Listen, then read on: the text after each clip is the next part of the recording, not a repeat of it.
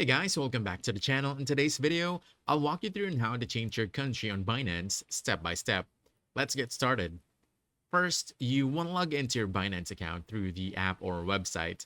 And once you are in, just tap on the hamburger icon at the upper left corner of the screen, this one. Then you want to go to your account info, just click on your account and head over to the verification section, this one. Now, keep in mind this account isn't fully verified yet, but once you are verified, this will look completely different.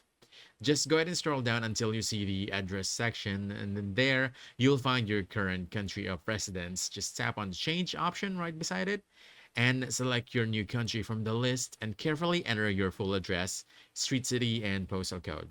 After that, Binance will ask you to upload a proof of address document, and this could be a utility bill, bank statement, or government issued document that clearly shows your name and new address. And once you've entered all the details and uploaded your proof, just hit submit and Binance will then review your request.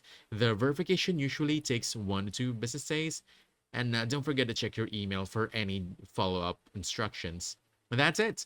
By following these steps, you can successfully update your country on Binance.